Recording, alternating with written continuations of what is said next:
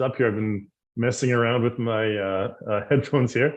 I am not in Canada right now. I had a family emergency, so I'm actually in Taiwan, where it's 8 o'clock in the morning here, bright and early. So yeah, I'm coming to you from East Asia at the moment. So welcome everyone from for wherever you are.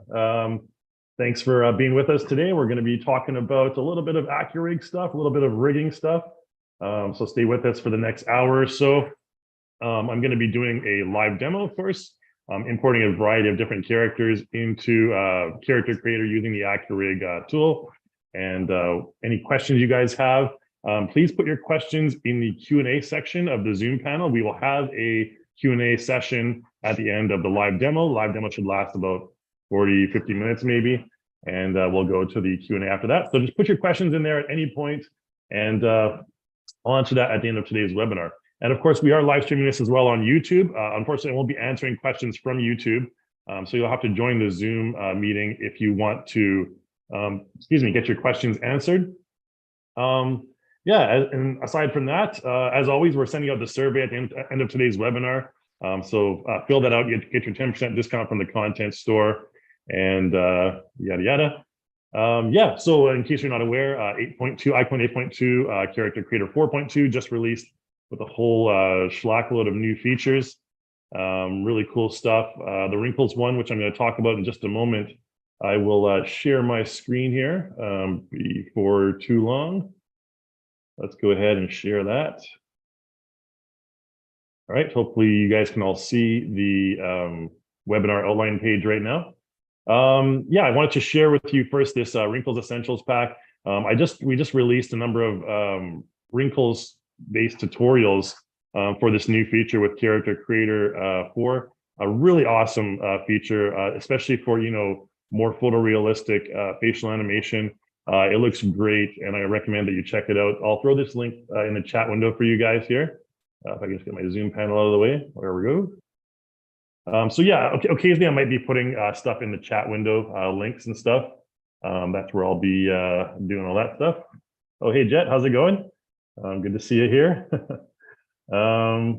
Julio.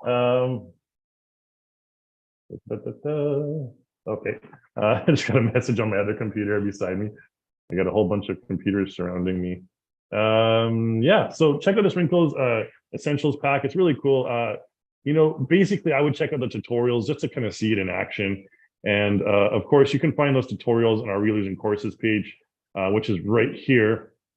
Just go to library, and you'll find it in if you go to products. Well, here it is, the newest stuff right here. We're finding smile line with facial profile morphs, this one right here. Check out that one. Getting started with dynamic wrinkles.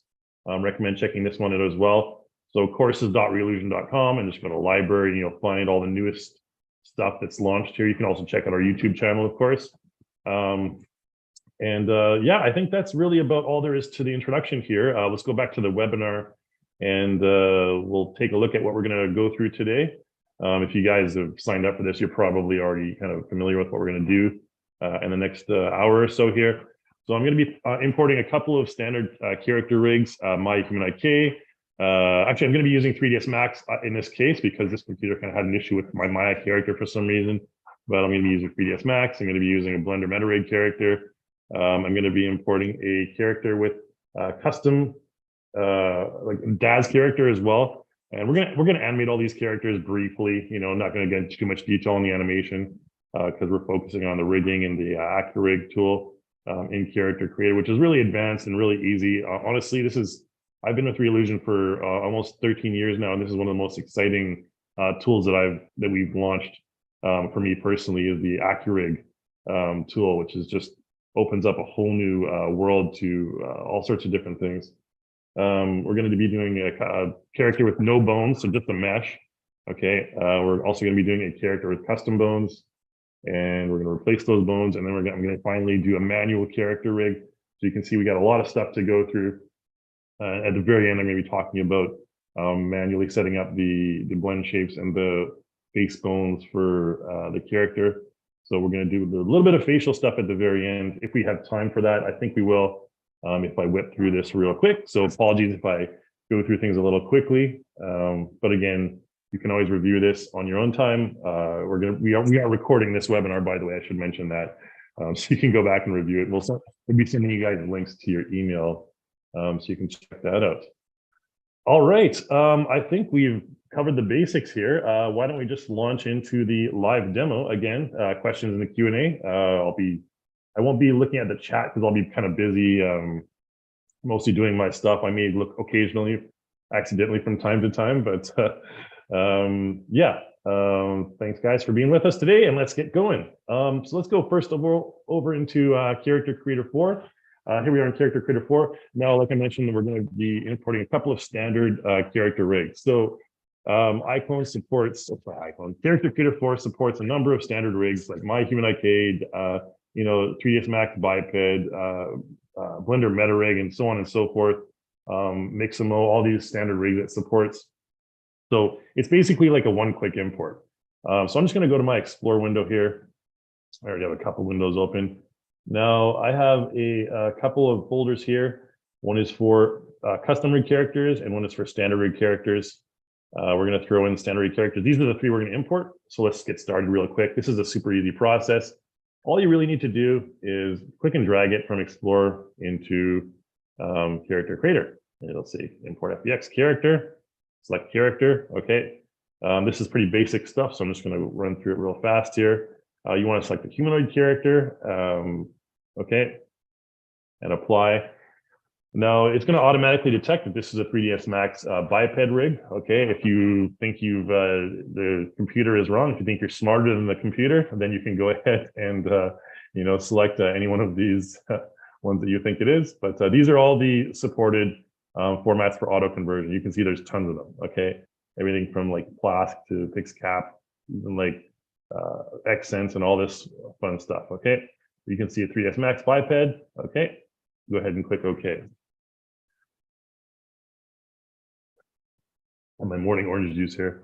All right, so here is our big fat ugly ogre dude imported in with the 3ds Max rig. Now what you want to do here is basically it's already automatically rigged. Now if you want to see your character's bones, let's move this zoom panel here. Go to Windows or go to Bone Manager, and I'll just dock this over here. And you can just go ahead and show bones. Okay, up here you can show viewport bone display, show your bones right here. And there you go. You can, make the bones thicker if you want, and all sorts of fun stuff, and change the color if you so desire. All right, but there's our character's bones. We don't need to see that right now. So let's just work on the character. Now, there's one issue that's going to happen with this character here.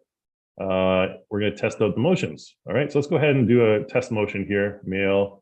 And I'm going to be using this walk animation because this is basically the standard thing you can use to test your character. And you're like, holy smokes, this guy like launched into the air. If you play it back, you'll see, oh, that's not what we want. So we have an issue here with the foot contact, or either that or the hip height. So if you have a situation like this, it can normally easily be resolved.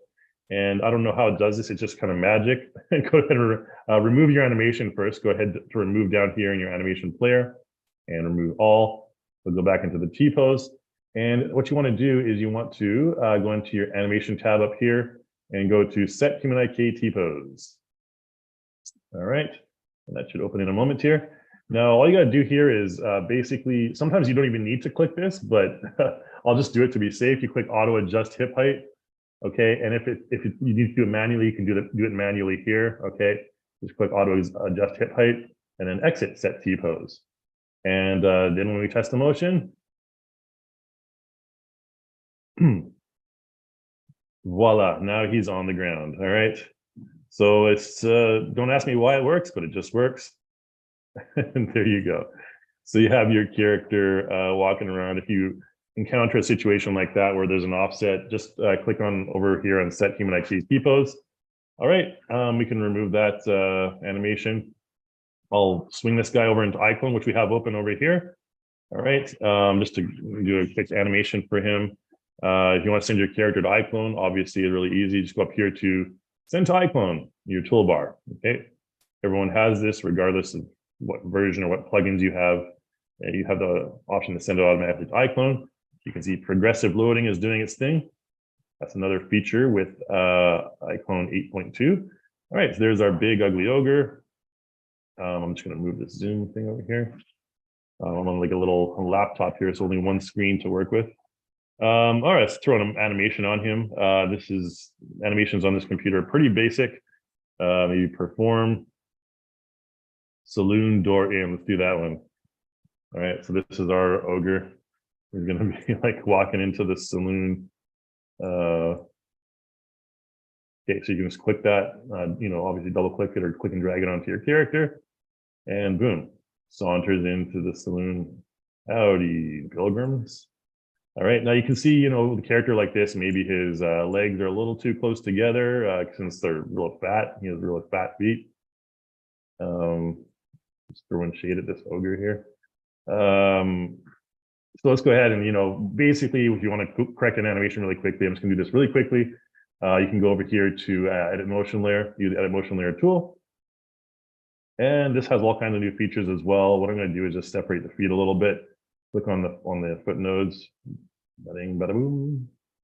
I think this guy would normally have a bit of a wider posture due to his massive feet.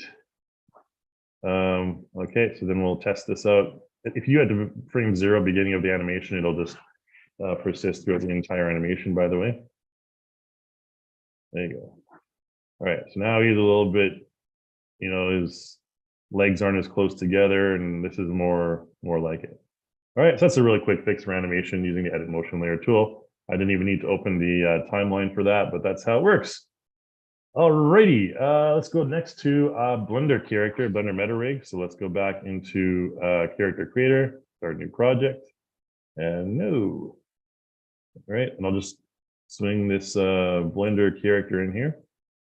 Blender MetaRig. All right, this character is super ugly, to be honest. I kind of don't like using it, but there was nothing available on this computer at the time. So character, humanoid. Okay, it's not ugly. It's a good, technically good character. It scares me. Blender MetaRig right here. So you can see auto detect again. No worries. Just go ahead and click OK. And it'll bring up this guy. He seems like he has, I think it's the fact that his neck is like real weird here. That freaks me out. All right, there you go. Blender MetaRig character. Let's test out the pose. Let's have him walk a little bit. All right, same issue with the 3ds Max character. And I specifically chose these characters with this issue because I wanted to show you kind of how to fix it. So again, just go over here to animation. We're in the animation tab here. Make sure your IK. Before you do this, of course, you want to remove the animation that's currently on the character, which I forgot to do. So it'll just take a second here, and let's go back out. Remove your animation first before you do that. So just to make your character go back into a T pose or an A pose. It doesn't really matter what the pose is. But then go back here to KT pose. And again, sometimes you don't even need to auto adjust hip height, but I don't want to waste time, so I'll just click it anyways. And Shazam. Whoops. Do that walking animation again. Again, the animation player and character creator is used for testing out the results of your animation. There he is, back on solid ground. Okay. I like how he kind of bounces a little bit when he's walking. This character in particular has a bit of a saunter, a bit of a nice walk to him. Okay, so let's go ahead again. We can delete this character in iClone, and we'll bring our Blender character into iClone. I won't spend too much time on the animation stuff again because I want to get into the more technical details a little bit later here. There's our boy right there. All right, and he maintains that animation. Okay. Again, if you want, you can have the character. Oh, I don't know what kind of animation should I do here. One thing I like to do is use Direct Puppet. It's a quick and dirty tool that you can use on your character's different body parts. You can see this character. If we select the head, and we let's go ahead and select rotation, screen-based rotation. Again, there's separate tutorials on this. You can see I can move his head left to right. show off that disgusting looking weird neck he has. Okay, so this is all in real time. Okay, so if I want, let's go ahead and press record. I was previewing, by the way, back then. If I press record on screen-based rotation and click my head, I can just record and have him to the side. He's doing like that Spider-Man infamous walk when he becomes like evil or whatever, or dark Spider-Man, I forget. But he's like, you know, walking down the street and like, hey, ladies. All right, so I recorded that. And then you can go ahead and play back. You can see that I just used my mouse basically to create this fake animation. Now, if you're real good with your mouse hand control, you can do some really cool stuff like that. All right, that's a really simple example there again. So that's 2 down. We got 4 more to go here. So let's do our Daz character next. Let's go back into character creator. Now, as you may know, with Daz characters, we have a special transformer tool you can use. You can click on transformer, and if you want to convert to a CC3 or CC3 plus character, again, I'd recommend CC3 plus. It's more compatible with the facial animation and all that stuff. It's more comprehensive. You can use this way as well, but again, this is a tutorial for automatically using AccuRIG tool in character creator. So we'll do the same thing. Again, back into Daz character here. Let's whip her in. Whip it good. All right, character, humanoid. You can see the process can be, the first initial steps are fairly repetitive again, but we'll get into more advanced stuff a little bit later on. And of course, as always, feel free to put your questions in the Q&A panel there.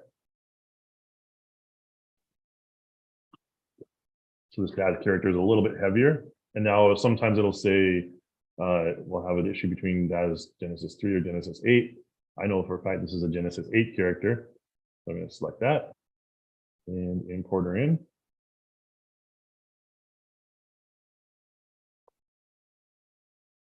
And we shall do a little bit of editing with her. Now, I remember the last iteration of this webinar, we did some, I attempted to modify her hair, the original Daz hair to look a little bit better. But in this scenario here, I'm just going to basically replace it, convert it to an accessory. It's the fastest and generally the most recommended method. All right, so it's taking a bit here to, let's hope that nothing crashed for some reason. Again, I'm not familiar with this. I'm in unfamiliar territory with this computer here, so it should be just fine though, hopefully.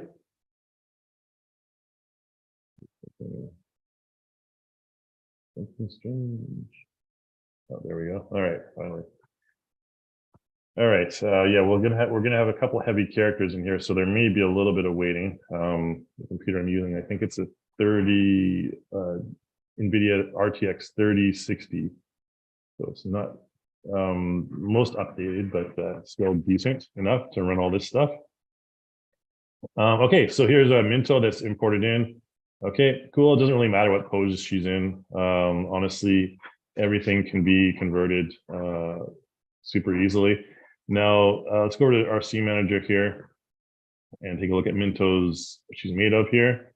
You can see she has the hair. Obviously, the hair is an issue here. Now, again, you can go into, if you really want to keep this hair, you can go into materials and you can like adjust all of the different aspects, of the material here, like the opacity and the alpha threshold and stuff, which is how you would normally fix it.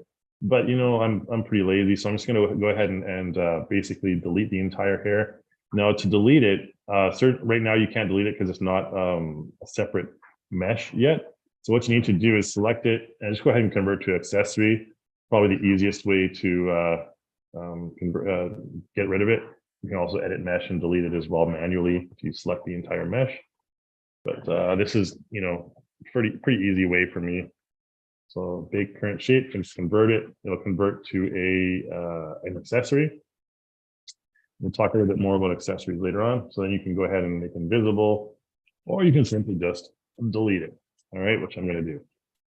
Now let's go ahead then and throw in some hair from our content manager. Again, this doesn't really have much in terms of hair, but let's throw in a quick hairstyle here. Chic bun medium. All right, don't worry, it's not a CC3 plus character. Apply hair, okay. Again, now one thing that you may want to be aware of is when you import a DAZ Genesis or any DAZ character using this method, the shaders are automatically going to be assigned as PBR shaders, which is not really ideal. Generally, you want some subsurface scattering or SSS shaders. So if we go to modify, let me take a look at the materials here. You can see that we have the hair selected there. All the materials are PBR. Again, you can convert them by just selecting SSS here, but it's just easier to use a transformer tool, which does that automatically for the most part. Okay, so what I'm going to do here is take all these hair items, shift select them all. You can see it's a little bit too high on the scale here or on the head. So just press the W hotkey and move them down. All right. So, that's optimized for use with Character Creator and iClone. Looks a lot better. We could spend more time, and this obviously has physics enabled as well, which is an additional bonus.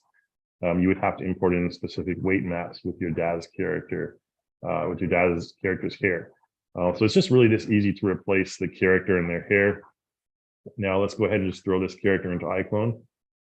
All right, let's turn my vibration off here on the old phone thingamajig. There we go. All right, so now we're in iClone. There it is.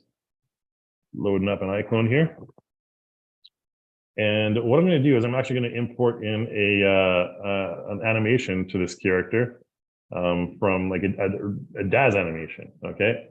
Now we have tutorials on how to do this as well in the Learning Center. You can see the progressive loading doing its thing again.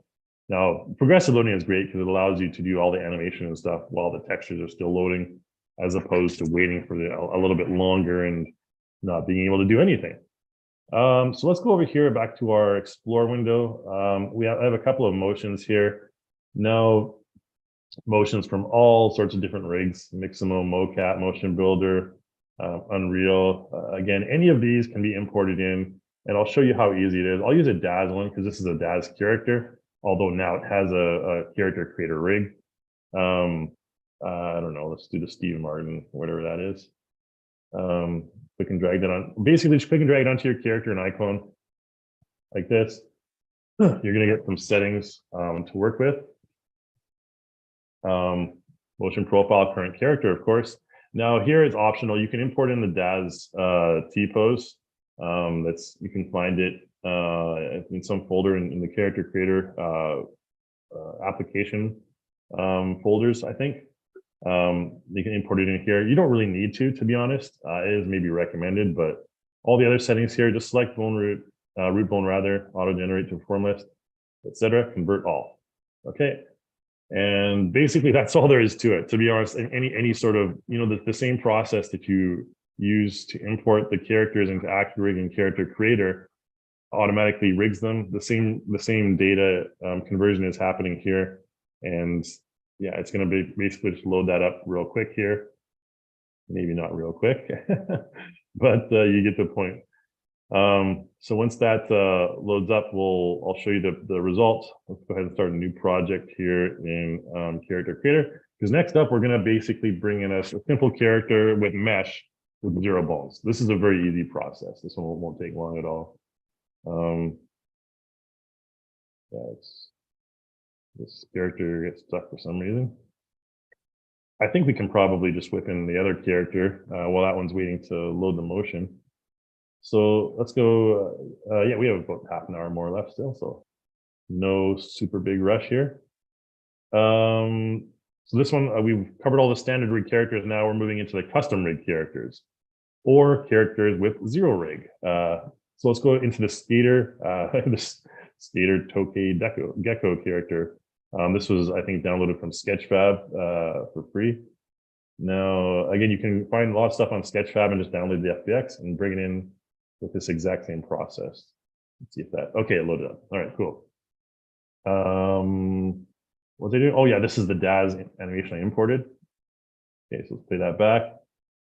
I guess this is called the Steve Martin dance.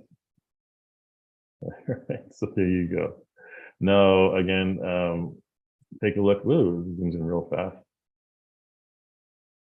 Again, the hair has some physics on the bangs, stuff moving around.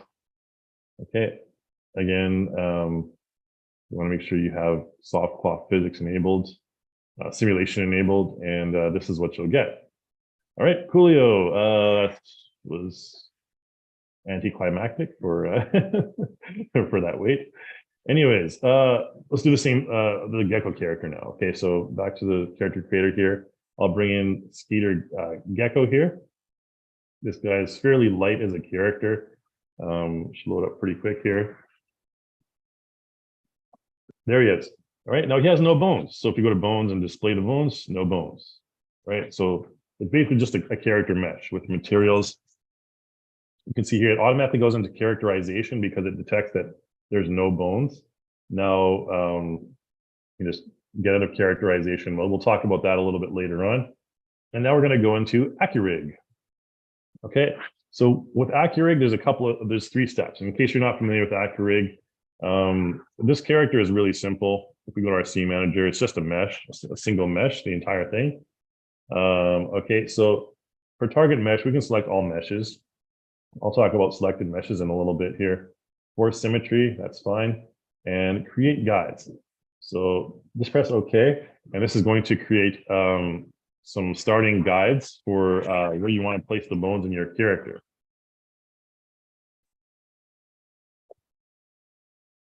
And just one moment, so it's placing the joints.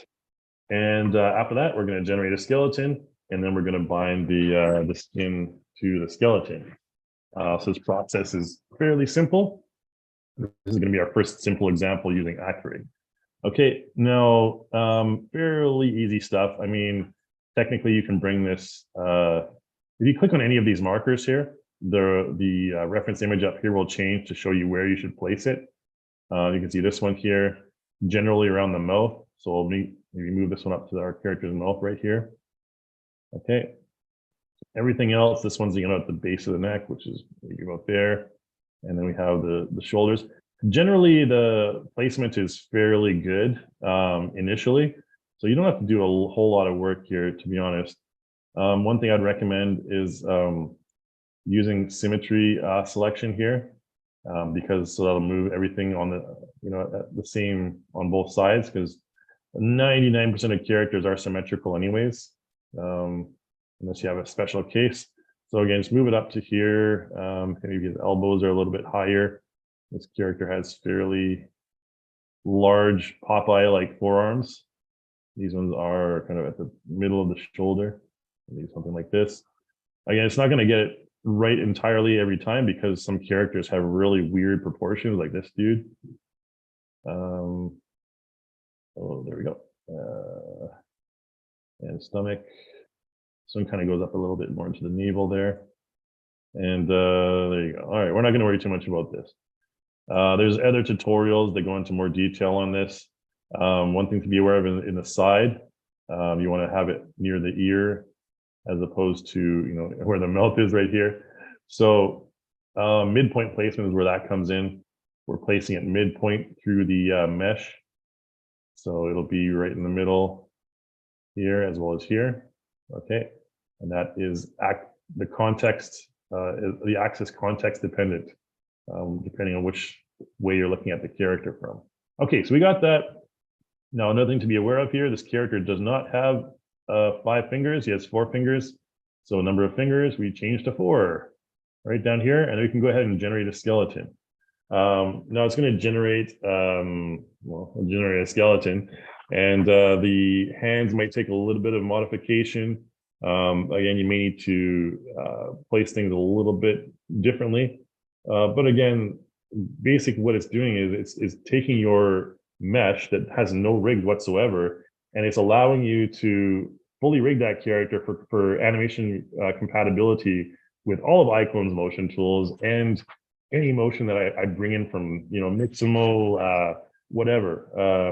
you can easily apply that to this character after this skeleton generation is done, which is crazy because I mean, it gives you a huge amount of freedom with the types of characters you work with, and just making things a lot faster and easier, to be honest. I'm trying to become as universal as possible with a number of different tools here. So this guy's left hand seems to be voxelizing. Now, once I bring this, once this is finished, this process here, we're going to bind the skin. But before we do that, I'm just going to ensure that, you know, all the hand bones and everything are you know, relatively correct. Now you should really do that in the guide part. There's a section you can go into the hands, which I kind of forgot to show you. But let's hope the hands kind of figure themselves out. And we'll go from there. And so after this one, we have 2 more characters. I think we're really good on time, actually. That's awesome. Again, apologies if I'm going through things a little fast here. Okay, so here you go to your hands. The bones on the hands are a little bit wacky. You can see here, maybe you want to place these a bit more. Now, I'd recommend for the hands, if you press the G hotkey, that's G, you get an overhead view. And then using midpoint placement, again, right here. So it places it in the middle of the hands. These ones are pretty wacky tobacco right here. Again, because this character has really weird hands. Again, it's not the conventional hand that you would normally have. But one thing to do here as well is symmetry selection. Okay, so that'll do the same thing on the other hand. So make sure you're aware of that. This one goes on the tip. You know, this guy's fingers are basically just blobs, but sometimes it's you have to place these in the right areas. I'll move a little bit up. This one is on the tip. All right, so you can see sometimes it gets a little confused, and you have to place them manually. Shaboom. And again, it doesn't have the conventional knuckles or anything, so I'll just kind of work with that around the last one here. And then we'll be good to go. Again, I'll just place these, you know, willy-nilly, really. It is another hand. Oh, this one at the base of the thumb. This one, that one. Oh, looks like we're missing one somewhere. This, maybe it's behind this thing. This is the thumb direction where you want it to, the yellow arrow to point to where the thumbnail is going there. I think it might be this one here. Yeah, I think we need to move that one a little bit.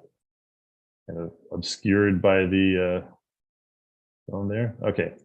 All right, I'm not going to spend too much time on this. There we go. Fingers all set, body all set. Again, this character doesn't have, you see the fingers on the other side, symmetrical again, symmetrical selection.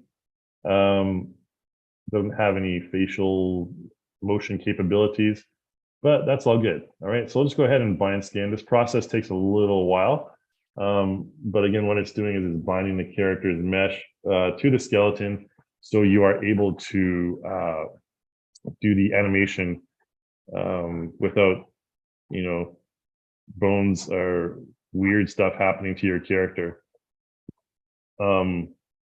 We have tutorials we're gonna have tutorials in the future talking about more or less about the new Unreal Engine pipeline.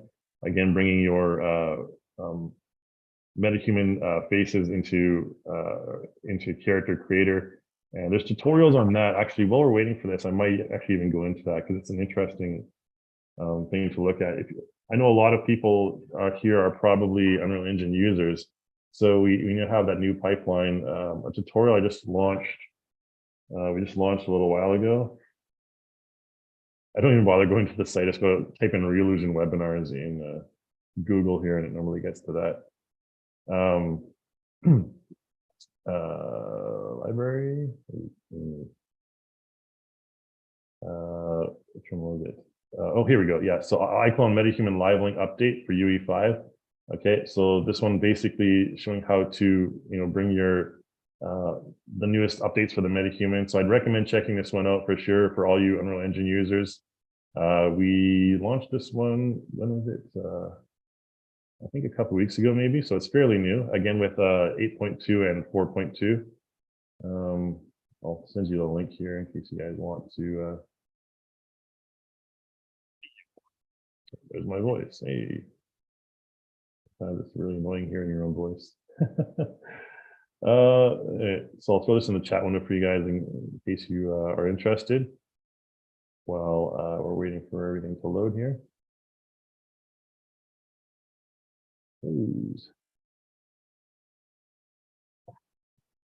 There you go. Okay, so yeah, check that out. I won't be covering Unreal stuff in this tutorial or in this webinar we're doing right now, just because I don't think there's Unreal actually on this laptop. So, but there you go. Okay, let's hope this thing is all finished. Character creator. Seems like it might still be loading. Oh yeah, calculating finger spin weights. So this part can be, it really depends on the character. For some reason, like, some characters take ages to finish. Other characters, they just whip it out. Character creator just whips it up in like, 30 seconds or something like that. So, but I think maybe this character's fingers or the skin weights is having trouble with the skin weights calculating. But yeah, this particular character. But thankfully, after this, we only have 2 more characters. Again, the next character is going to be a character with a custom rig, and I will be replacing that rig with the AccuRIG, which is recommended. And that's going to be a simple process. I'm also going to show you with that character how to take a piece of his clothing and convert it for use with your character creator characters, any character really.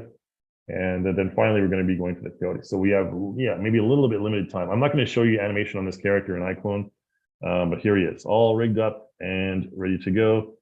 Skin is bound. So your 4th step, check animation down here. When you're still in the AccuRIG tool, go down here to check animation, and now it enables the motion testing thing down here in the animation player. Shabam, do a male walk. The most boring of all the test animations. But as you can see, we're pretty good to go, right? Fingers looking good, all right? Now, this character doesn't actually have any bones in the tail. If it did, you could actually assign those bones as spring bones and have it bounce around. And I'll show you that with the coyote character a little bit later if we have time. But there you go. So, perfectly all rigged from 0 rig to full rig in just a moment there. All right, let's go ahead and load in our second last character, which is going to be a cowboy. All right, let's find that. Cowboy, there we go. All right, so this one has a weight map. I might have time to do the weight map. We'll talk about that a little bit later on. But again, bring in the FBX character, humanoid. This is a character with a already has a custom rig. No facial animation on this one. Didn't come with any sort of facial blend shapes or facial bones or anything like that. But what we will do is we will take a piece of his clothing and convert it for use with our basically any character you import into Character Creator 3. And this one's going to bring up an interesting option. It's going to ask if I want to merge the mesh or not. Now, because this character is actually consists of a number of different meshes. Once we get out of characterization here, okay, so you can see it comes with a rig already. Now, if I want, I can manually do this map this rig rather. Using the characterization. So we'll talk about this in the final example. So I'm not going to talk about it right now, but let's go out of characterization. And we're going to go into AccuRIG here at the bottom. Right, this might take a second here. Now, with this character, like I said, we're going to remove the present rig. We're going to import in the AccuRIG rig, just like we did with the last character. And then this one, we're also going to, you can see he has a number of different accessories on him, like a cigar, a hat, and the poncho and the necktie and everything like that. Everything here, the reason it's taking a bit longer is because this is actually a fairly high poly character with a lot of stuff in it. So now we're in AccuRIG here.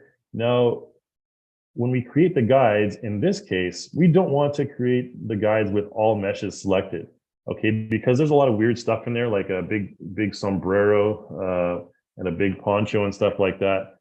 What we want to do is we want to make sure we're very selective about the meshes that we use to generate our AccuRIG. So in the character, you can see here, there's a whole ton of stuff. There's overalls, there's boots, all these separate meshes. Now, the only meshes that we really want are the meshes that are part of the character, the basic character. So the way you can normally do this, that's easy to figure out with any character really, is just make things invisible. And if it's a main part of his body, like these overalls are, you want to keep it, all right? The boots, same thing, that's his feet, you want to keep them. Teeth, it doesn't really matter. You can remove them or have them in, doesn't really matter. The cigar is obviously not a part of his normal body. He wasn't born with a cigar in his mouth, hopefully. You can remove the hair, the eyes. Eyes don't matter really. Skin, we obviously want to keep the skin, okay? That's the basic part. The shirt, we want to keep that. So, you know, if you remove the shirt and there's no mesh underneath, it's like basically they remove the mesh because the shirt is there just to keep the character lower resource. But you want to keep the shirt there because that's part of the body. Scarf we don't need, poncho we don't need, mustache we don't need, hat we don't need, eyebrows, whatever, it doesn't matter. All right, so now you can see he basically stripped him bare here. Now, so again, for symmetry, what we want to do, and we want to choose here selected meshes. So the meshes that we want to select are all the meshes that we didn't make invisible. So these ones right here. Okay, just select those meshes and target meshes, selected meshes, and create guide. Okay, it's going to remove the existing skeleton, which is what we want to do, of course. Again, like I mentioned, the final example, we will manually map rather the skeletal rig of that character, as well as go on to facial animation as well. So we're going to create the guides. All right, same process here again, fairly similar. We have the mouth where the mouth's supposed to be, the neck, the shoulders here can probably be a little bit closer to here. That's where the collarbone is. This one's where the shoulders are. Okay, this guy has long, gangly arms, which is, so these kind of like stylized characters can sometimes be a bit annoying to rig up, but that's, you know, it's part and parcel of having stylized characters, of course. Throw that in there. Knees. I have no idea where his knees are, probably a little bit higher. And feet. All right, again, I'm not going to be too exact about this, but everything looks okay. You get from all angles, you know, from the top. Julio, all right. Again, it's 5 fingers, I think. What the fuck I think? Yep, 5 fingers, generate skeleton. All right, so this will take a second. And once this guy has the skeleton, we will bind the skin. And also what I'm going to do when he's finished is we're going to take the same character mesh. Again, we're going to import in the same FBX file, this time as an accessory. And that's basically how you're going to be able to save specific items of clothing. So you can see, we could easily save the overalls and the boots here just by changing them to accessories. Those can easily be modified later on. But I'm going to be doing, I think we have time to do something a bit more complicated, which is the shirt. So with the shirt, I'm going to remove part of the mesh and we're going to basically do some really simple mesh editing in Character Creator. Again, when you're doing like, obviously like detailed mesh editing, it's recommended to use something like ZBrush, for example, or, any other sort of modeling tool. But Character Creator has an edit mesh tool that, makes fairly simple, obviously to use, but all right, I won't worry about his hands. They're a little bit off, but blah, blah, blah. We're not going to worry too much about his hands. All right, so his hands are off, and so be it. All right. Now he has, the characters all come with these chest bones as well, I guess you can call them.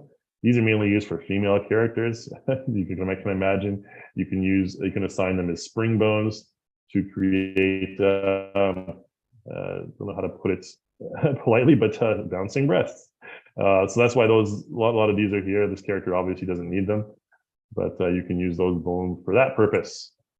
All right, so bones fine and dandy. Okay, bind skin. And then we'll throw this character into iClone, complete with all of the accessories and everything. And you can also save the accessories out in iClone as well.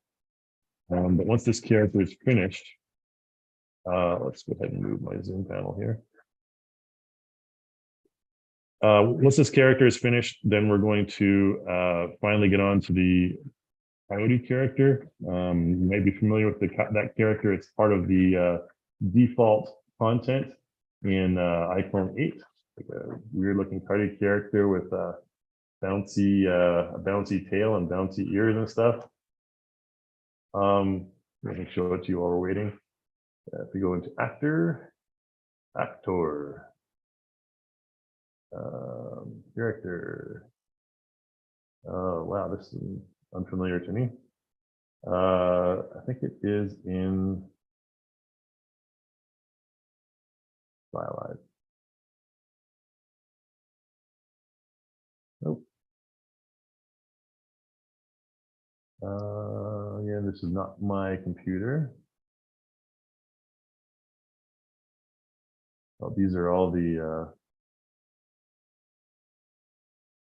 let's see. Maybe, gosh, where is he? He should be in here. Hopefully he's in here because I need to use him to kind of show you an example later. That was in stylized. I don't think he's closed. No. There's a lot of stuff in here, but oh, there he is under humanoid. Okay, well, I guess he's humanoid. Here's the Coyote character that we're going to use a little bit later on, so you can get a preview of him. Character creator still loading up. Now this kind of character has a bouncy tail, like I mentioned before. So if we apply a animation to him or it or whatever, we can perform. These are all animations from, I think, iClone 6 or something, but maybe we have a move when we're like a run or something. Oh, Coyote, this specific one's for him. All right. I think his run is pretty cool. Oh, holy smoker. Let's do the run in place. There you go. So you can see that his ears and tails are bouncing because they've been assigned spring bones.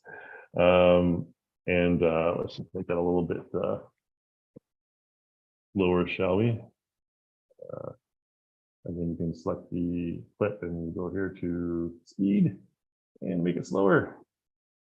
And then toggle over to loop and loop it a few times.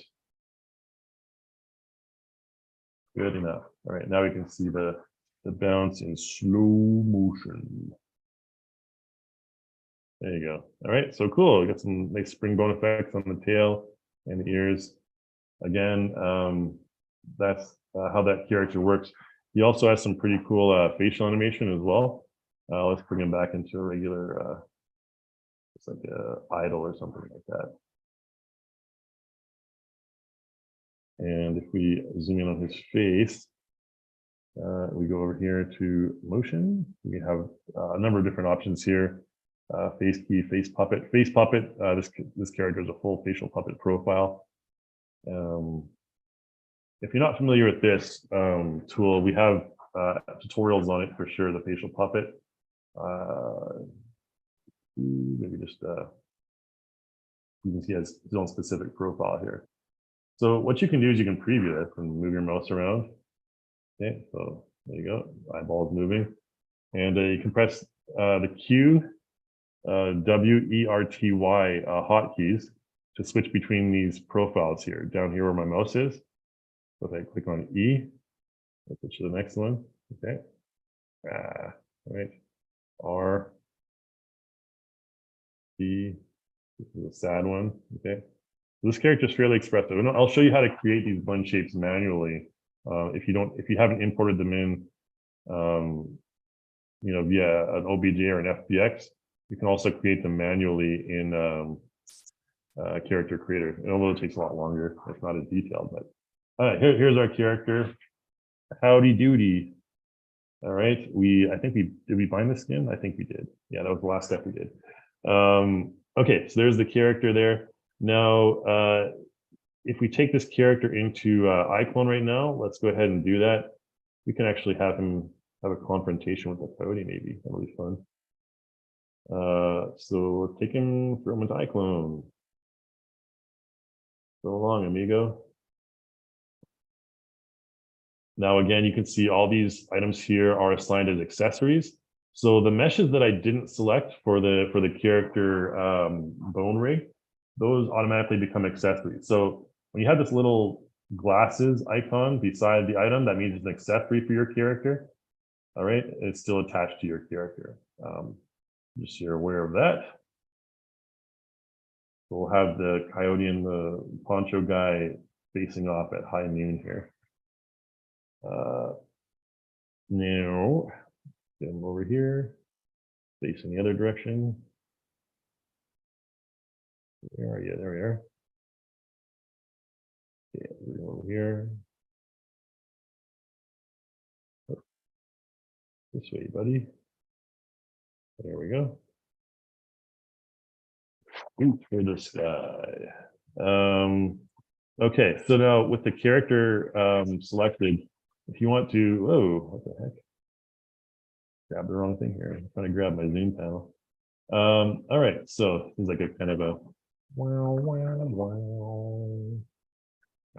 anyways, okay, so with the character selected, or you want to actually make the poncho, select the poncho here. Go over here to physics, and you can select activate physics. Now there's a couple things you need to do here. You obviously want to make it soft cloth. You should probably actually do this in Character Creator before you bring it into iClone, but I guess it doesn't really matter.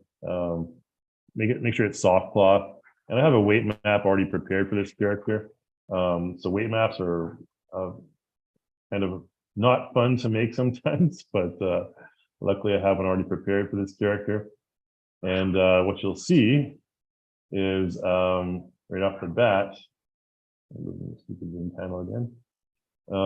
Right off the bat, you'll see this. Whoa! All right, flows right through his body.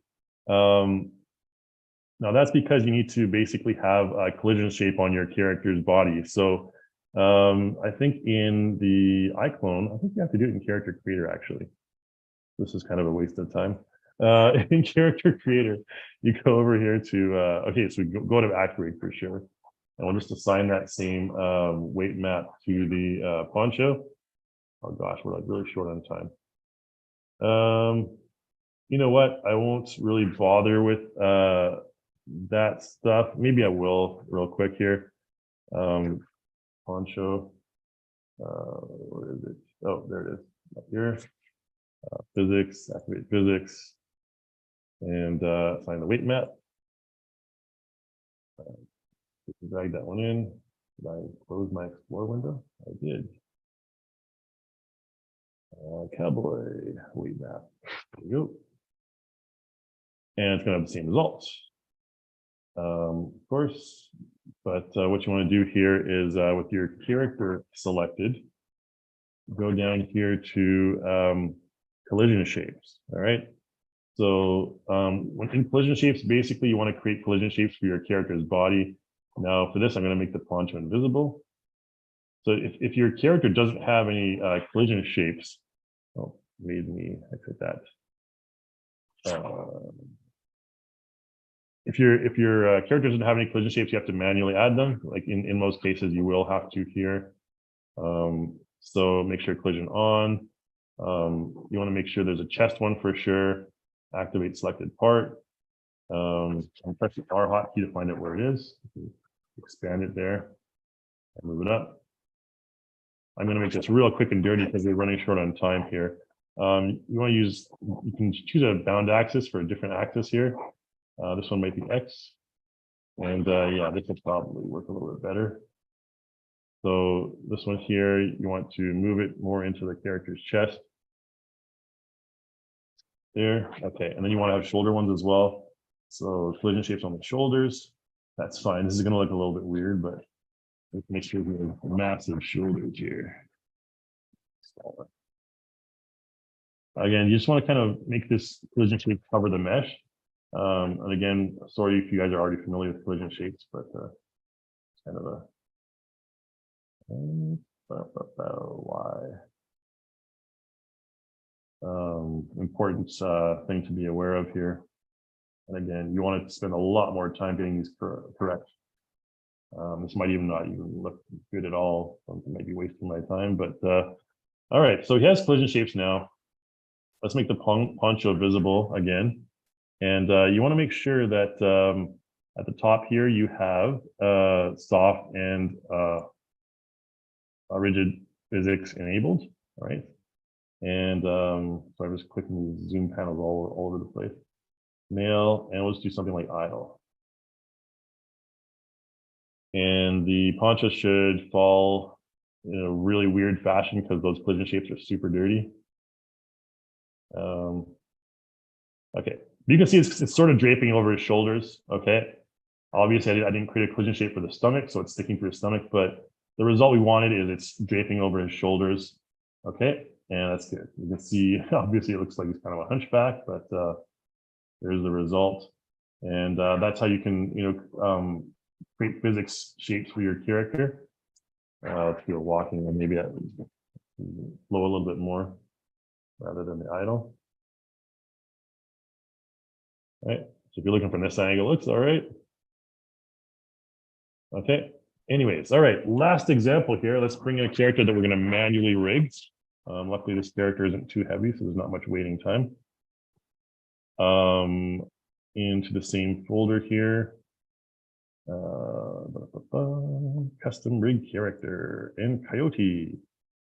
So this character actually has a facial rig that's already skinned. So the reason, what happens when you use AccuRIG, if your character already has a facial rig, it's going to replace that. So if the character you're importing in already has a facial rig that's like skin weighted to the bones already, you'll want to keep that. So in that case, you may want to do the characterization manually here. Okay, so in characterization here, you can see there's, you can automatically assign this character. Oh yeah, we did it. I brought in the iClone avatar instead of the original FBX. Why? All right, so I have both the original and the iAvatar prepared. I didn't see that kind of while I was importing. All right, promise this is the last one though. So let's bring this bad boy in. Character, humanoid, apply it. Again, materials we won't worry about at the moment. We'll just make sure the rig is all set up. Let's make sure our bone color can be different here, just to differentiate it. There we go. Okay, so we're just going to go ahead and what you want to do is double click on your reference image here, a reference dummy, and then click on the respective bone on the character. One thing you also want to make sure you do here is have this option enabled, auto assign symmetrical bones. Make sure that's enabled because that'll save you time from having to do left and right.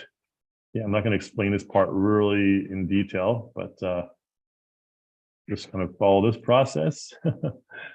We'll go to here, this one here, and then chest bone, left collar, right shoulder, or left shoulder. I hope that's okay. Whoops, no, let's do this one. Yeah, we can place that. And if you replace it, normally you have to do it on both sides. Okay, and then basically just follow this process. Again, just double clicking on the respective bones. This is the custom rigging part. Generally, it doesn't take too long. I'll just try and whip through this. Again, we're assigning left and right at the same time. Cool. And then up here, you want to go to your neck.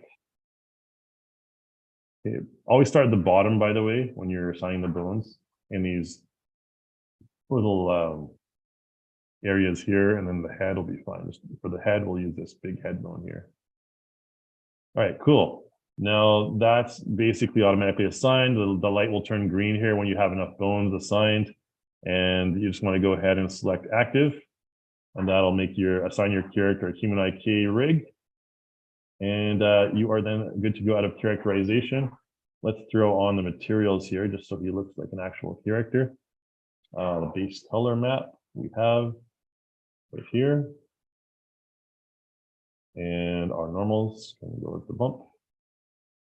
And oops, there we go. That is a normal map. All right, cool. So we're all good to go. Now with this character, you'll see here that in the bone manager, if we just show the facial bones here, you can see that we have a jaw. Let's make sure you can see the bones. We have the jawbone here. All right, we have the ears. We have the eye bones. All right, you can select them here. Now what you want to do here is you want to assign the eye bones as eyes. Okay, so click on left eye and then click left eye down here. That assigns it as an eye. Okay, right eye right here. Eyelid, mouth, you don't have to worry about. All right, and the jaw, that'll be manually assigned later on. You can also assign spring bones, which I don't think we have time to talk about that right now because I want to get through this real quick, the facial profile editor. Okay, but we're pretty much good to go there. We've assigned all that fun stuff right there. What you want to do now is go over to your facial profile editor and go into the Edit Expressions tab. Let's dock this over here. Edit Expressions section rather. Okay, so I'm going to do a couple of really quick examples here. Now, if you go over here to jaw, for example, you can see there's nothing enabled here yet. So what you need to do is you actually need to go down to expression tools here. You can edit mesh, you can modify morphs, you can use Go Z, that's the ZBrush pipeline. Proportion is the one where you modify your bones. So I'm just going to do a quick jaw open. Okay, this will be an animation that you can use later on with your character. So go to proportion. And this is when you modify bones, like I mentioned. I'm just going to select the jaw and press the E hotkey to rotate it down. All right, that looks open enough to me. All right, maybe we can make it a bit more. Okay, and then go out of proportion and back into the face key editor, or the facial profile editor rather. Now this process can be a little bit more streamlined probably. Oh, it's already open, okay. And then all you gotta do here is click this quick set button down here, quick update, and bam, now the slider is enabled.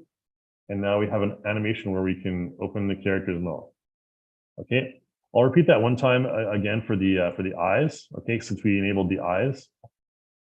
So we have eye look. Let's do eye look left, okay? Again, proportion. And select our left eye. And we can use the E hotkey to rotate it. Okay, so there it is. I think we did both eyes. No, there's only one.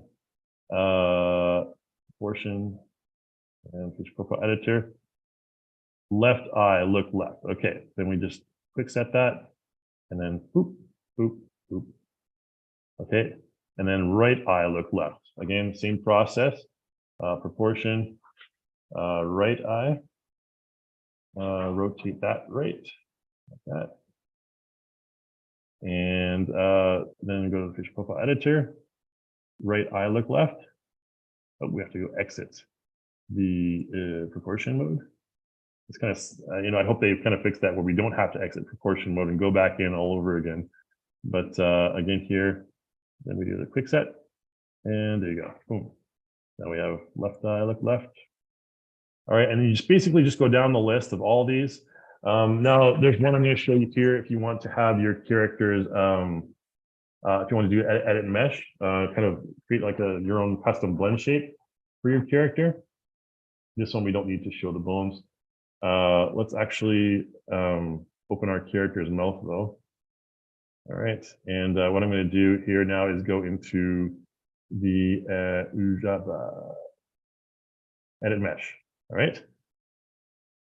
Now with the edit mesh, we have, actually I'm going to keep the character's mouth closed. Sorry about that, guys. Keep the mouth closed and go into edit mesh again. Now with this one, I'm just going to select element here. You can select the entire tongue. Okay. Now what we're going to do is we're going to use the tongue out slider for this one. So we can select the element. We can press R, the R hotkey to scale it, and make it like a little bit longer like this. All right. We're just selecting the entire tongue and kind of sticking it out like that. The hotkey to rotate the direction. Whatever, make sure it looks reasonable. And then again, you can also select vertexes. Or no, I'll do faces for this one. And I like to have soft selection enabled. And I'll click the very tip of the tongue here. Okay, and then you can use the E hotkey to rotate it upwards like this. Give it a little curl and press the W and move it upwards on the, okay. Yeah.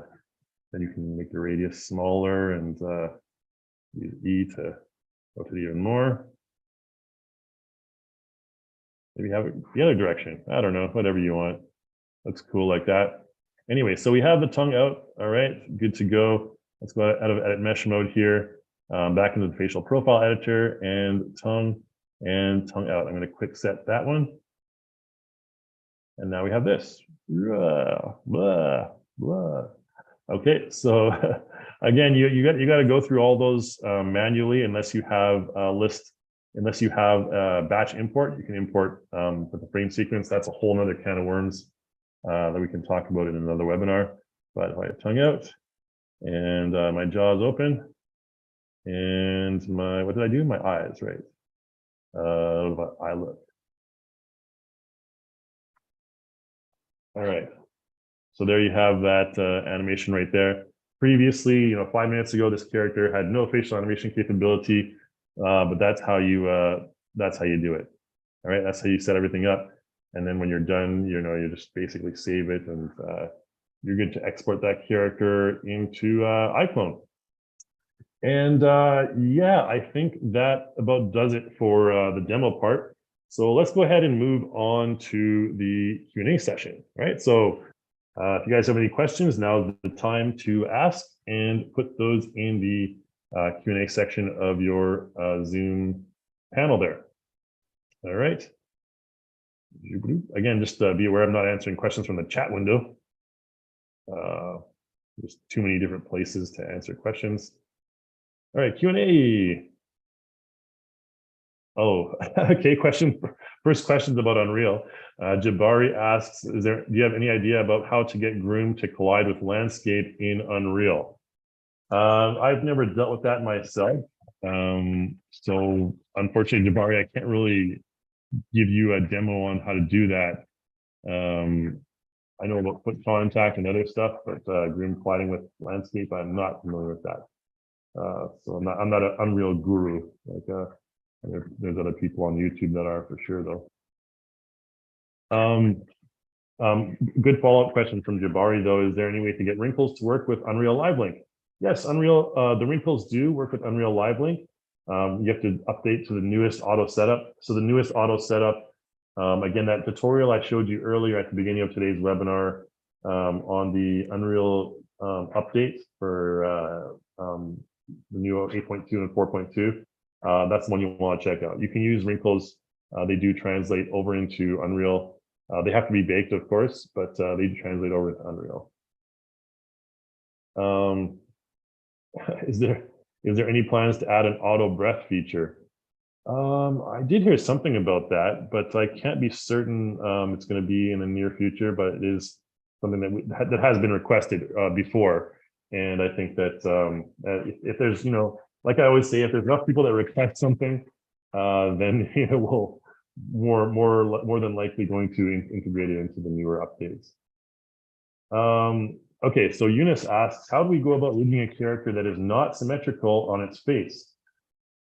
So basically, yeah, the only difference would be just don't do the symmetry stuff, that I had earlier. All my characters are symmetrical. Your bones would be placed differently, of course. It's the same process, really. There's nothing really different about it. But basically, again, you have to define the eyes as eyes, and your jaw can be anywhere. It doesn't really matter. It doesn't really make a difference, to be honest. Like this character could have his eyes on the top of his ears or whatever. It wouldn't really matter. Yeah, there's not much of a difference. The only thing is when you're rigging the body in AccuRIG, you want to make sure that you don't have symmetry enabled if you have a character like that. Womp womp. Shit. Thanks. Okay, Ed asks here, can you do this with a little bird character, like his little wings as little arms? Yeah, absolutely, you can do that, Ed. Good question.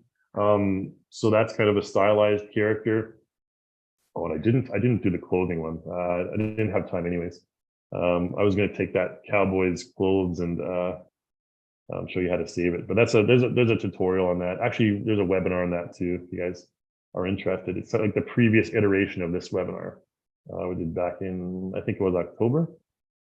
If you want to learn how to do that, but yeah, it's just a skinning process really. And oh, sorry, I got off topic there though. Ed's question about the little bird character. Yeah, you can absolutely do that. Stylized character, again, just the bone placement is going to be a little bit different. Again, you can always place them manually and adjust the positioning and everything too. So no worries there. Russell asks, what's the timing and the plans to implement support for DAS Genesis 9 platform? Oh, good question. Russell, I haven't heard anything yet on that, but I'm assuming it'll be in 8.3 because we always try and keep up with the latest, from DAS and Unreal and Unity especially. So that'll probably be in the next update, but not obviously in 8.2 or 4.2. Mark asks, are you ever going to do four-legged animals? Yes, Mark, that's actually in the works right now. I can give you a definitive answer on that one. So quadrupeds, as they're otherwise known, are in the works right now. Again, that I think it's not 8.3 though, it's 8.4 or something like that, but it's, I think, at the end of this year. Okay, Leandro asks, how to create hair from scratch from Character Creator or for Character Creator?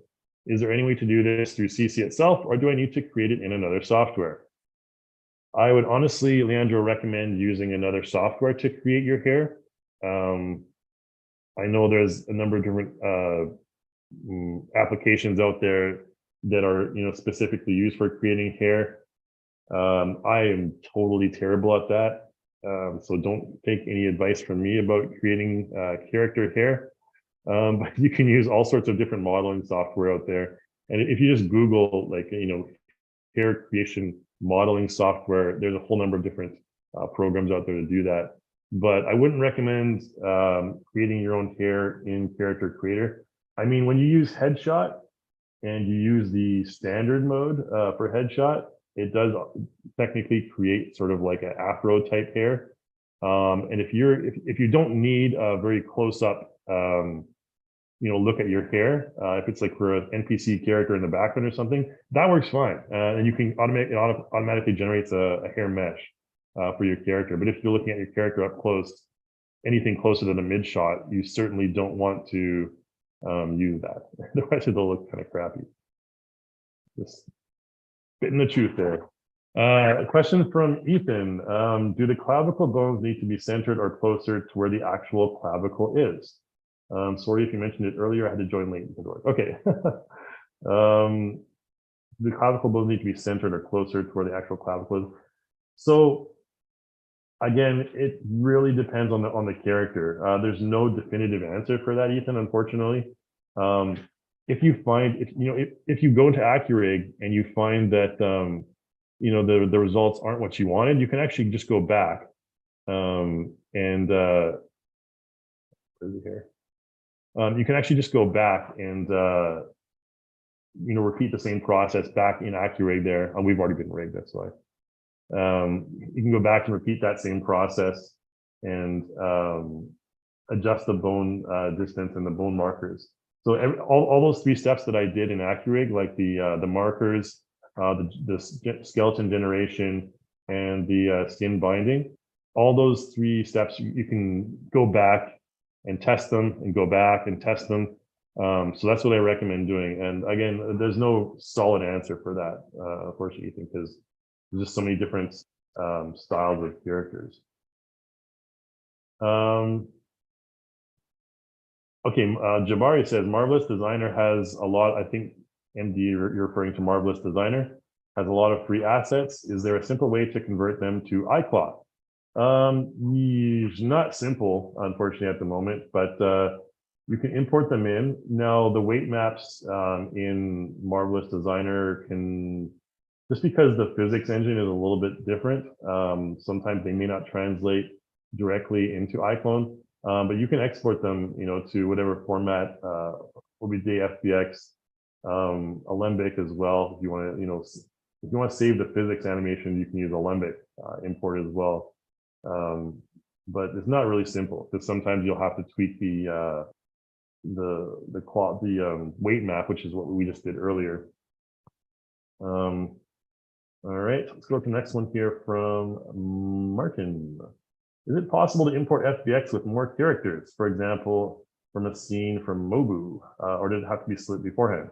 When you're dealing with, okay, so that's a good question.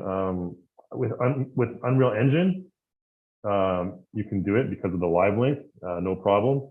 But when you're importing, something from Blender, for example, you have to import the characters separately. Otherwise, they won't be defined as characters, unfortunately. So you can import an entire scene, like you can import multiple buildings that, entire scenes that have like multiple FBXs. But if there's animatable characters in those, you have to import the characters separately. All right.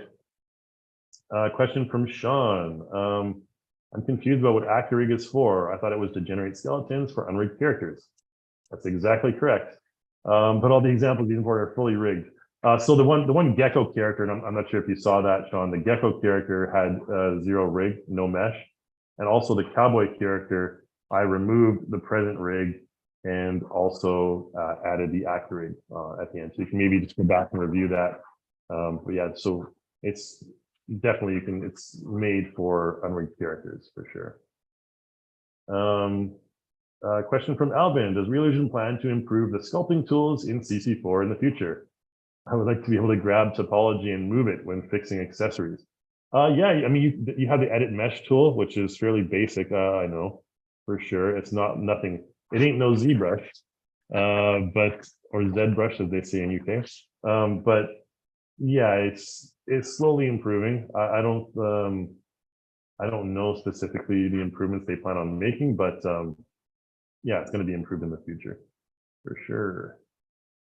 Okay, Dano asks, when I use the accessories feature and copy the skin weights, it looks good, but as soon as I start to paint, anywhere I paint moves the mesh to another location. Yeah, any idea why this happens? Is there a reset mesh feature? Yeah, you can reset the mesh for sure. I'm not sure what painting you're using for the, so for edit mesh, for example, if we quickly go into the edit mesh tool, I mean, you can use the face option. I normally just use faces myself because I find it, fairly intuitive and easy to use. Like, again, I like to use soft selection, like I mentioned before. You can increase the radius. If I wanted to, stretch this guy's cheeks out a bit, I could use that. Click over here, and then stretch it out a little bit. Again, you just press W and stretch it like that. That'll work. Okay. Okay. That's just the way that I do things. I don't know. Everyone has their own, special way of doing things. Maybe the sculpt one is what you're talking about. Yeah, paint. That makes sense. Sure. Okay. Yeah, I'm not sure. I'm not sure what kind of situation you're having there, but again, another way to do this would be to, let's go on the other side maybe.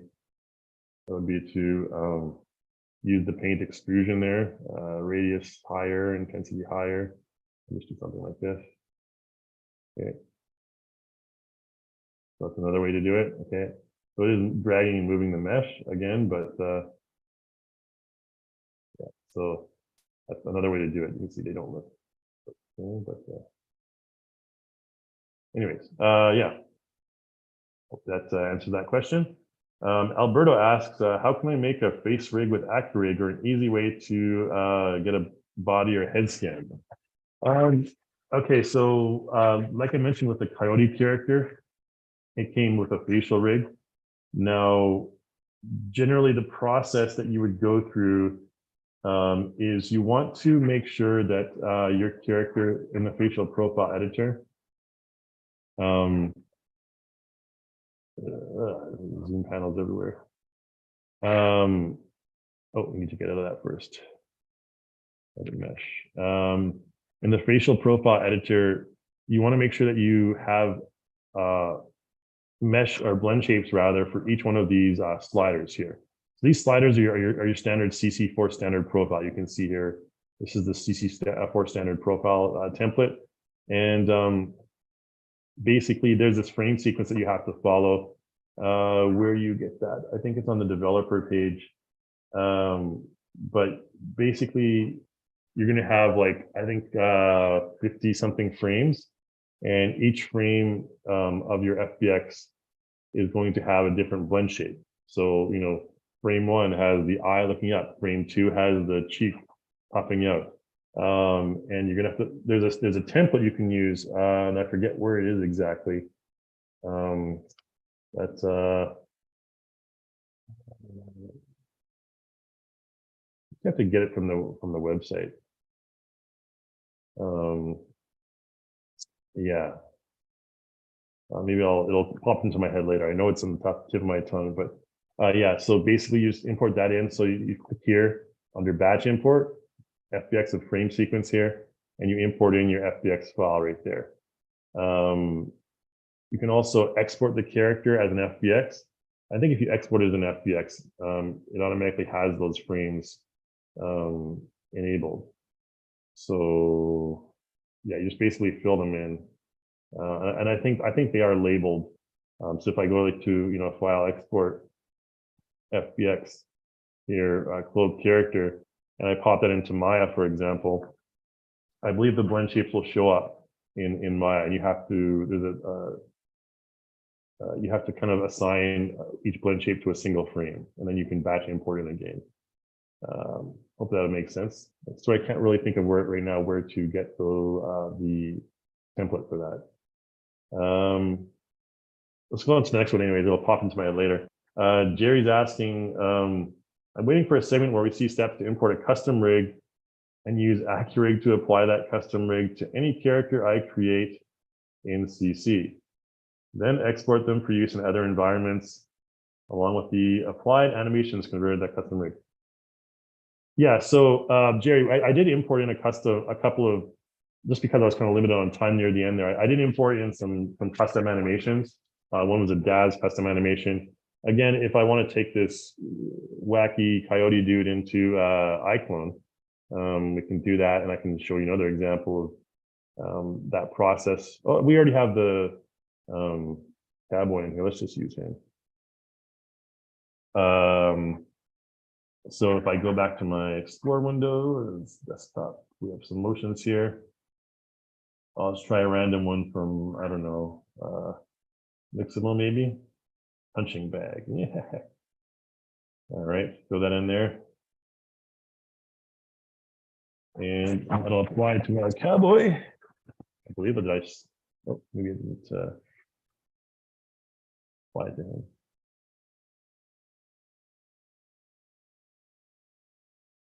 Not applying.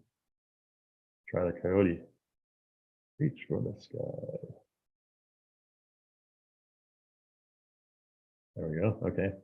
Not sure why, but okay. So there's your profile, Mixamo, yada yada character, and convert all. And here's going to be Mr. Coyote doing his punches. All right, cool. That's how easy it is. There's not really much to it. So yeah, like you said, you can actually blink and miss it because it's just so easy to do when you're importing in those animations. So it's fully custom animation from Mixamo. And again, you have to be conscious, be cognizant of the scale of your character's limbs and stuff like that. You'll have to do some motion editing possibly later on. Hopefully that answers your question there, Jerry. We did do the custom rigging stuff. I imported in, I think, a total of 6 rigs today. Dano, I have a film fest to go to. Well, good luck on your film festival, Dano. Hopefully you learned a bit today that you can use in your project to make things easier. All right. Thanks, Jabari. I'm not sure who the Spider-Man 2 game guy is, but that's awesome. Good. Thanks for the encouragement. We try to make the tutorials as clear as possible and easy to follow, and most of all just quick, and not too drawn out. All right. So Duncan's next question here is.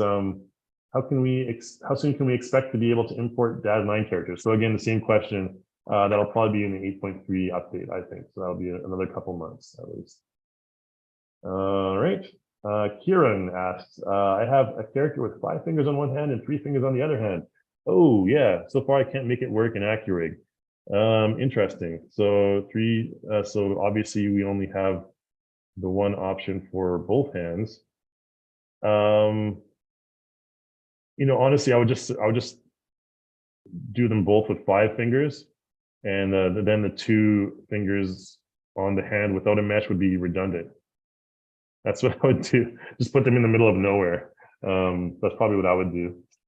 I think that's the kind of workaround you'd have to use right now, Kieran. So hopefully that answers that question. That's what I would do. I haven't tried it myself, but that would be, excuse me, my logical answer there.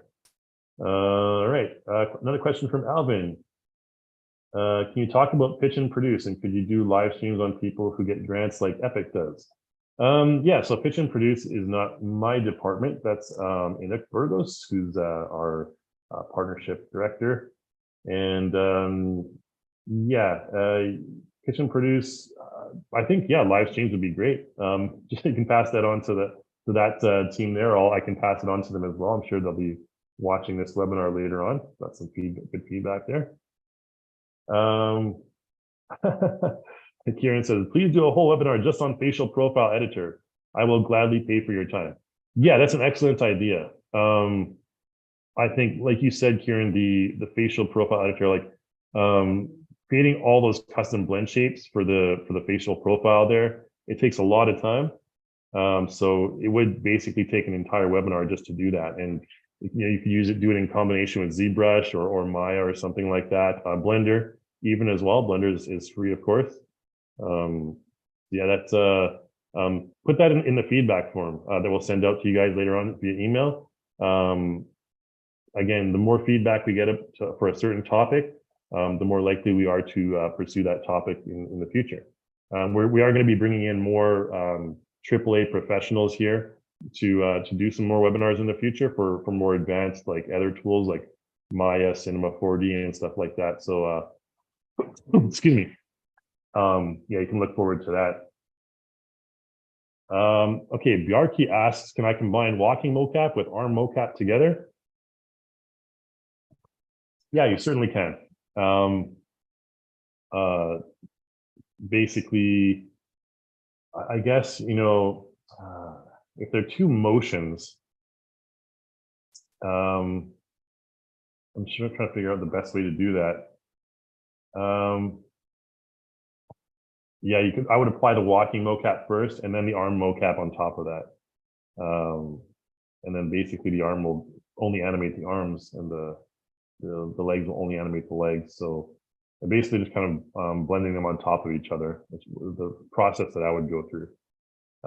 Again, I don't have separate arm and walk mocap to show you here, but that's how, excuse me, I would do it.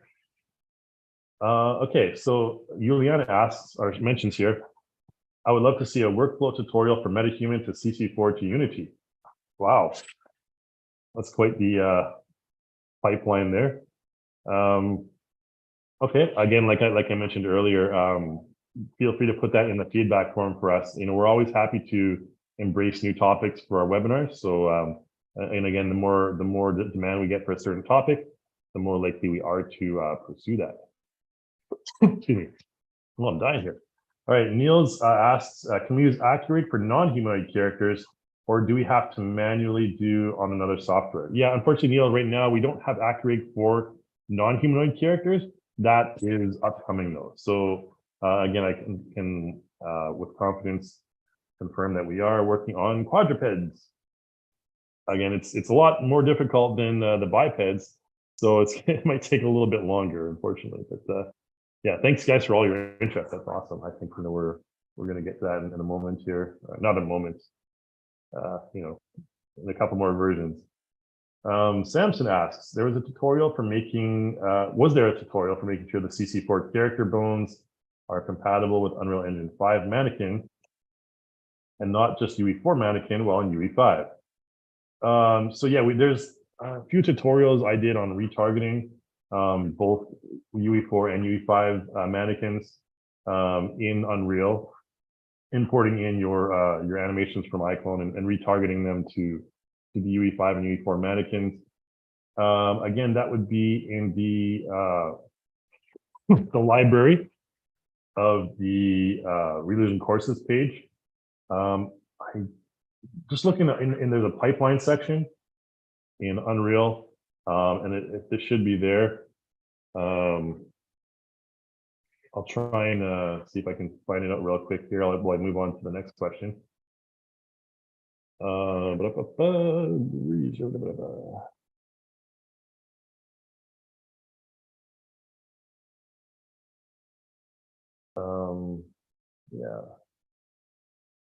Well, that's the next question. Juliana mentions here, can you batch import audio clips to process in AccuLips? I find it tedious to process clips one by one. No, I don't think you can. I mean, you can obviously edit your audio clips into a single audio clip, but generally you're going with AccuLips, you're applying one audio clip to one character at a time. I'm kind of a little confused as to what batch import audio clips would do, but yeah, generally you want to be more detailed with the AccuLips. I mean, yeah, you do have to do it one by one, to be honest.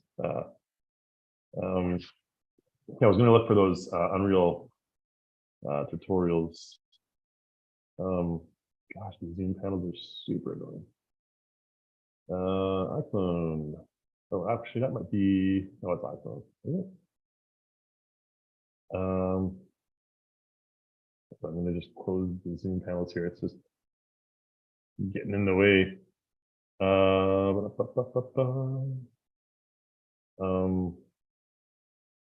Let's just go to iClone 8 and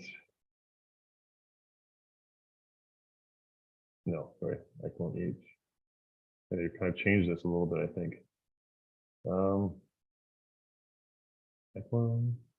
Oh, here we go. Okay, so this is the way you get to the categories. You have to go to home first, not library. So iClone pipeline should probably be the one. Either that or Unreal. So Unreal here. Yeah, animation retargeting Unreal, this one here. This is one you'd want to look at right here for sure. That one's a little dated. Again, that's a UE4 skeleton. UE5 auto character setup, I think. No, I don't think there's retargeting in that one, but the UE4 retargeting is this one here. Yeah, sorry, I can't find something a bit better. It'll be under pipeline. Maybe plugin. There's one for Unreal. Yeah. Specifically for retargeting. Quick motion transfer to UE5 might be one to look at.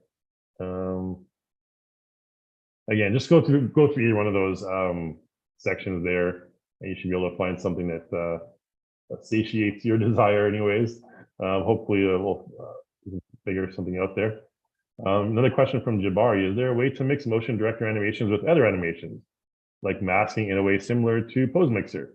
Yeah, you can literally use Pose Mixer to mask on top of a motion director animation that's pre-recorded. That's one way to do it. While you're live moving your character around in motion director, there's no masking feature yet, but I think that might be on the way. But yeah, you're limited to like one motion and the next motion, It blends them perfectly together, but I don't think you can do two of them simultaneously in mask. That feature, I've heard about it being developed, but I don't think it's in the near future, unfortunately. So apologies for that. Okay, question from Mark. Are there any updates coming for the native renders in iClone? Gosh, no, I don't think so right now. Just because I mean we've worked so hard on the pipelines with things like Omniverse and Unreal. So if you guys aren't familiar with Omniverse, highly recommend checking it out. Again, free, easy to render. It's mostly just used for like ray trace renders, and it works really well with iClone. So just exporting your iClone scene to Omniverse. Again, Unreal is another option, and Unity is great now too, HDRP and everything. So yeah, I mean we focused on those pipelines right now.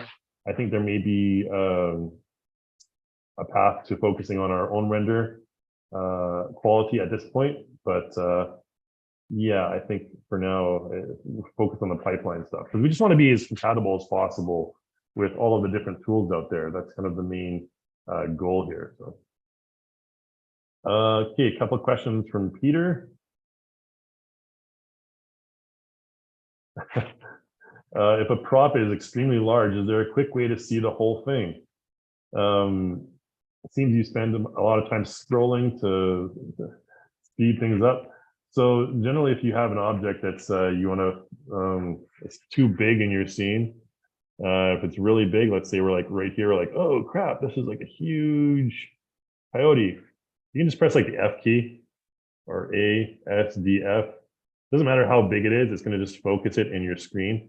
So A, S, D, F, G, and J focuses on the face. Although our cowboy's butt's in the way there. Yeah. So, and again, if you hold Alt, what I always do, I always hold Alt and Shift, and I click and drag both mouse buttons. So Alt and Shift, hold those two, and click and drag both mouse buttons. And zoom in and out really fast. Whoa! Or that probably looked like really crappy on the Zoom broadcast. Apologies for that. Oh, where are we here? Q&A. When will Omniverse support iClone water train and speed trees? Oh, I can't give you an answer on that one, Peter. I haven't heard anything about that. So anything would just be like me talking out of my butt about that, fortunately. So apologies for that. Question from Martin. Are there any public roadmaps available for iClone 8 and CC4? Not publicly available right now. I don't think it's published on the website. I don't think if anyone, oops, nope, that's Reallusion. I'm not sure if they've published them. I don't peruse the product pages too often, but if it is, it would be on the product page. Nope.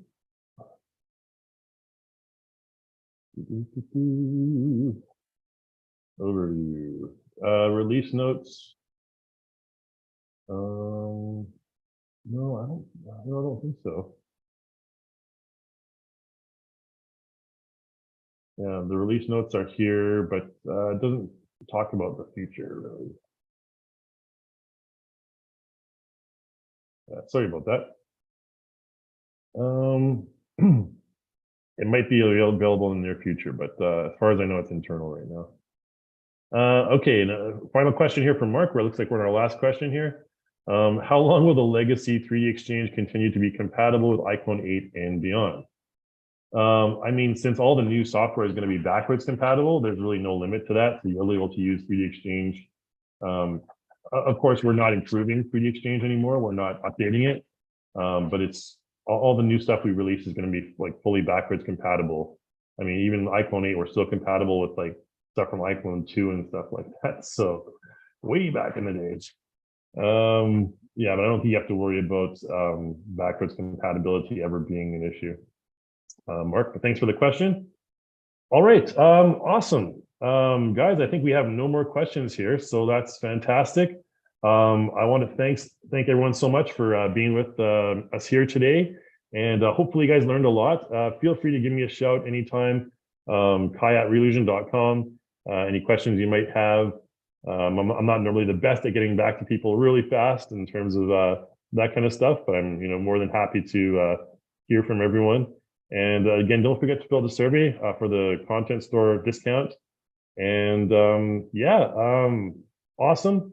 Good evening, I guess, to you guys over in North America, where I should be. But thanks again for attending, everyone, and awesome to see you all again.